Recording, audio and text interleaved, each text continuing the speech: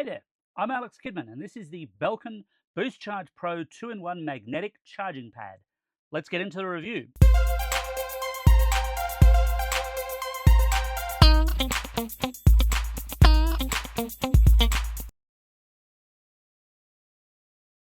So when I travel, one of the things I really dislike is having to pack a whole bunch of disparate chargers. Now, it has gotten better in recent years because obviously USB-C is a thing, but it's still a pain because plugs are big and bulky, and sometimes if you're traveling internationally, it's wise to take a power board with you. It gets really, really messy. But of late, there's been a whole slew of little compact chargers, and that's what this particular Belkin charger is. It's designed primarily for iPhone users with a Qi 2 charging pad at the top and then an Apple Watch charging pad at the base.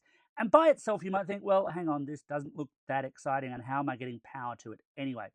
So it does come with a charger, which I really do appreciate, a 30-watt charger, and it connects via USB-C. And I think that's a really smart step, as opposed to having a sealed cable here, because it means both you can break it up in your luggage, but also, of course, if you lose the charger, if the charger breaks down the track, just throw in a different charger, and it should still work just fine. The one in the box is rated for 30 watts, although because this is Qi 2, we're really only talking in 15-watt charging territory anyway, so you could get by with a lower capacity charger if you needed to.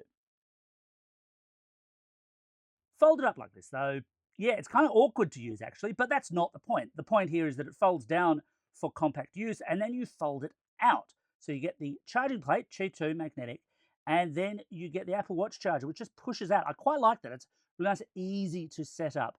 It's the first time I've seen this kind of tent configuration really work all that well. The next step we need, of course, is power. I won't show you the actual power adapter because it's a power adapter. It's a bit boring.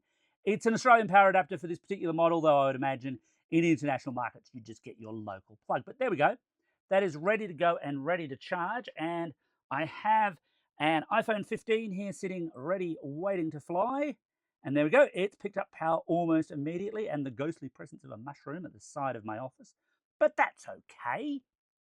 I'll just unlock it quickly so you can see some photos instead.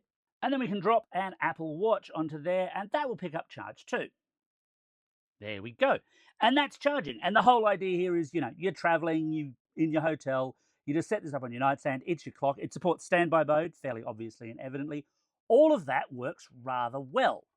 In terms of charging speed, of course, this is never going to be super fast because wireless charging is like that. If you want really fast charging, you actually want to go for a direct wired charge. Now, obviously, I could, in fact, unplug the Belkin here and plug it straight into the phone. That would work. 100% that would work. And it does work, and it will charge it. But, of course, it's not the point of this particular charger. If you want to do that, there are way cheaper ways to charge your phone. There is a bit of a catch here, though, that makes me hesitant to fully recommend it. It's perfectly decent. It does what it says on the box. It's a wireless charger, not necessarily that exciting. The issue I have is that it's not exactly inexpensive. Here in Australia, it runs $199.95. And yeah, look, wireless chargers do attract a premium, especially nicely designed ones.